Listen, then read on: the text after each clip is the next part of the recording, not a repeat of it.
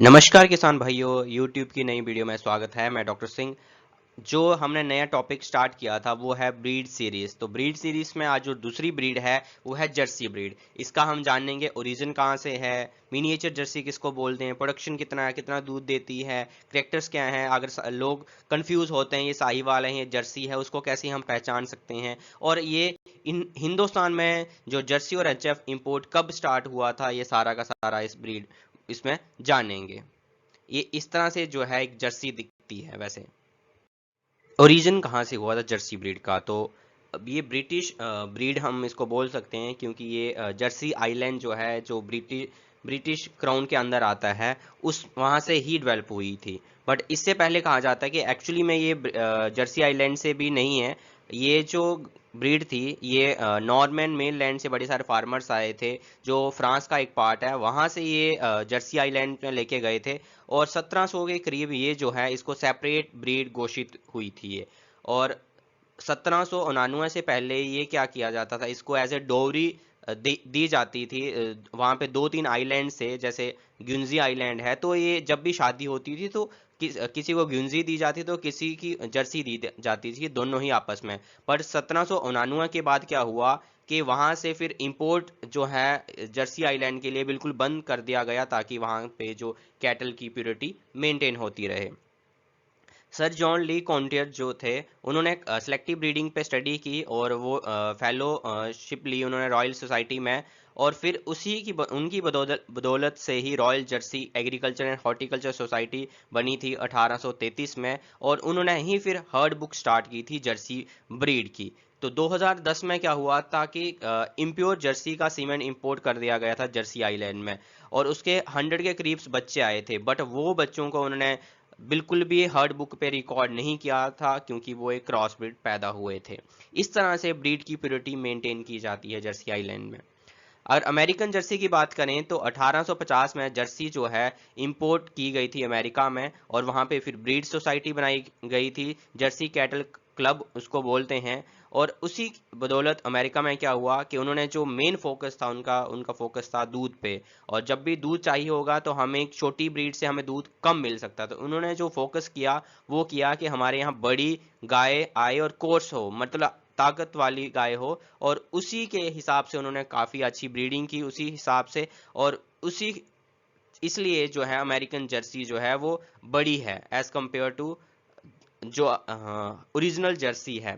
तो मैं बात कर दूं तो यहीं से फिर दो वर्ड्स आते हैं, जो वो हैं अमेरिकन जर्सी और ओरिजिनल जर्सी। जो है उसको आइलैंड जर्सी बोलते हैं या मिनिएचर जर्सी बोलते हैं, क्योंकि जो आइलैंड वाली जर्सी है, जो जर्सी आइलैंड से है, वो उसका जो हाइट है वो छोटी है as compare to American Jersey.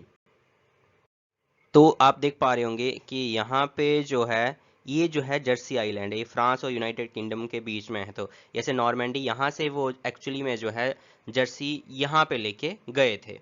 अगर इसको उसमें और ज़्यादा देखूं तो यहाँ पे आप देख पा रहे होंगे, यहाँ पे है ग्युंजी, एल्डरनी और जर्सी, ये तीन आइलैंड हैं। और तीनों आइलैंड में क्या था, अलग अलग ब्रीड पाई जाती थी, ग्युंजी, जर्सी और एल्डरनी। एल्डरनी जो ब्रीड है वो अभी समाप्त हो चुकी है वर्ल्ड से, बट ग्युंजी और जर्सी अभी अवेलेबल हैं। तो अगर जब भी शादियां होती थी तो आपस में ये ब्रीड्स क्या हो जाती थी, एक दूसरे को दे दी जाती थी। और मैं वेदर की बात करूँ वहाँ के आइलैंड की, तो यहाँ पे ओशनी क्लाइमेट है, मतलब ओशन के साथ जैसे समुद्र के किनारे जो क्लाइमेट रहता है वैसा रहता है। बट यहाँ पे गर्मियाँ भी होती हैं और सर्दियाँ भी होती हैं। अगर हम सर्दियों की बात करें तो यहाँ पे जो टेम्परेचर आज तक सबसे कम गया है वो गया है -10 डिग्री सेल्सियस, और हाईएस्ट जो अभी तक गया है वो गया है 37.9 डिग्री सेल्सियस। और यहाँ पे ह्यूमिडिटी भी काफ़ी अच्छी रहती है। तो इसलिए कहा जाता है कि जो जर्सी ब्रीड है वो सर्दियों के लिए भी काफ़ी अच्छी हो जाती है, और जहाँ गर्मियाँ हैं और ह्यूमिडिटी ज़्यादा है वहाँ के एरिया के लिए काफ़ी अच्छी है।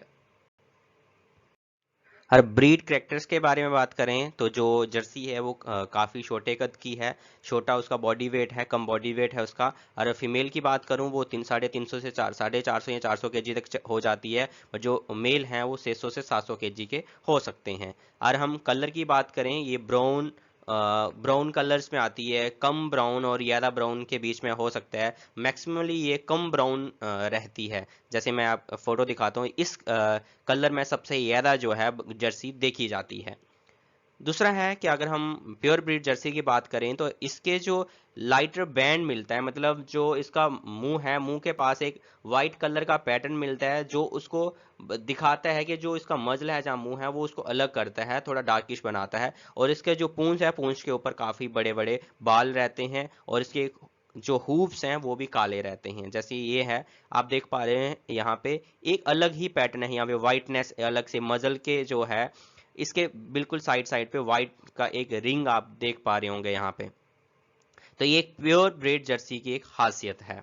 और हमेशा जो एक ट्रेड है इसका, जो इसके मुंह की तरफ जो ब्लैकनेस ज्यादा रहेगी और पाँव की तरफ ब्लैकनेस ज्यादा रहेगी। प्योर जर्सी वाइट पैचेस हो सकते हैं एचएफ की तरह, जैसे एचएफ पे वाइट पैचेस हो सकते हैं वैसे ही जर्सी पे भी हो सकते हैं, वो नॉर्मल उसको कह सकते हैं। वो डायमंड पैचेस की तरह हो सकते हैं, या वो हमेशा दिखते कहाँ पे, शोल्डर और हिप्स पे ज्यादा दिखते हैं। और प्रोडक्शन की बात करूं तो जर्सी का जो मिल्क प्रोडक्शन एवरेज है वो है 21,268 पाउंड्स, मतलब हम उसको केजी में बताएं तो 9,667 केजी। और हम पर डे की बात करें तो 31.50 केजी पर डे का जो एक एवरेज जो है मिल्क देने की क्षमता रख सकती है जर्सी पर डे के हिसाब से। और अगर फैट परसेंटेज की बात करूं, सबसे ज़्यादा फैट परसेंटेज जर्सी में ही, गाय में मिलता है। जो इसके जो दूध है वो काफ़ी ज़्यादा येलो भी होता है, पीला भी होता है इसका दूध। जो जर्सी है वो हाई फर्टिलिटी ट्रेड्स के लिए जानी जाती है क्योंकि इसमें कंसेप्शन रेट काफ़ी अच्छा मिलता है, सबसे ज़्यादा अच्छा मिलता है। इसकी और क्या बातें हैं, खासियत जो है इसकी हाई कार्विंग एज है, मतलब ये जो मतलब बच्चा देते समय जर्सी अगर सीमेन लगाया होता है तो उसमें कोई भी दिक्कत नहीं होती बच्चा फंसने की, इसलिए इसका बच्चा फंसने के चांसेस काफ़ी कम है। तो यही इसलिए ये कारण है कि हिंदुस्तान में भी जर्सी जो बाहर से इंपोर्ट करके लाए थे और क्रॉस ब्रीडिंग के लिए बेस्ट मानी जाती हैं, क्योंकि इसमें दूध तो बढ़ता ही बढ़ता है, क्योंकि ये क्रॉस ब्रीड करने पे छोटी गायों पे भी अगर जर्सी बुल यूज करते हैं तो बच्चा फंसने के चांसेस बिल्कुल कम हो जाते हैं। दूसरा हम बात करूं कि जर्सी जो कैटल है वो जब ज्यादा दूध देती है सर्दियों के दिनों में उसको दिक्कत ये हो सकती है कि वो मिल्क फीवर की शिकार हो सकती है। तो इसलिए वहां पे काफी अच्छी मैनेजमेंट करें जब भी सर्दियों के टाइम पे आपकी जो जर्सी है वो बच्चा देती है अगर तो।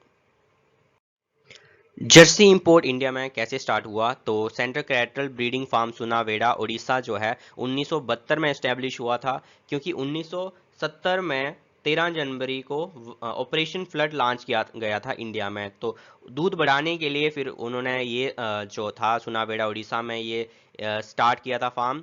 और इन्होंने 300 प्रेग्नेंट हीफर्स उस समय लेके आए थे, डेनमार्क से थे। और साथ में प्योर ब्रीड मेंटेन रखने के लिए जर्सी का जम प्लाज्म भी इंपोर्ट करते थे एज कम इंपोर्टेड जर्सी सीमेंट के रूप में। तो वहीं से फिर पूरे हिंदुस्तान में जो था कि जर्सी जो ब्रीड थी और बुल जो सप्लाई हुए थे। अगर एचएफ इंपोर्ट की बात करूं तो एचएफ जो इंपोर्ट था वो cattle central cattle breeding farm जो था हिसार घाटा बेंगलुरु में, जो एस्टेब्लिश हुआ था 1962 में। और पहले इसका नाम भी था Jersey cattle breeding farm, but इसका नाम चेंज कर दिया उन्होंने फिर central cattle breeding farm Hisar घाटा। इन्होंने एचएफ यहाँ पे लेके आए थे ये अंडर दैनिडा एड मिशन, जिसमें 78 कैट हीफर्स थी और 20 बुल्स थे। जो मैं अगर डेनिडा की एड मिशन की बात करूं तो ये डेनमार्क का एक वहाँ का एक सोसाइटी का मिशन था, डेनमार्क का कंट्री का, कि उन्होंने पॉवर्टी को ख़त्म करने के लिए अपने इर्द गिर्द लोगों को जो है पॉवर्टी को कंट्रोल करने के लिए एचएफ गाय दी थी, क्योंकि ये सबसे ज़्यादा दूध देती थी और यह ज़्यादा दूध मिलता तो पॉवर्टी कंट्रोल करने के चांसेस बढ़ जाते थे। जर्सी ब्रीडिंग की बात करूं तो हमेशा हमें जिनोमिक टेस्टेड बुल्स ही यूज़ करने पड़ेंगे अपनी जर्सी को मेंटेन रखने के लिए, प्योरिटी को मेंटेन रखने के लिए।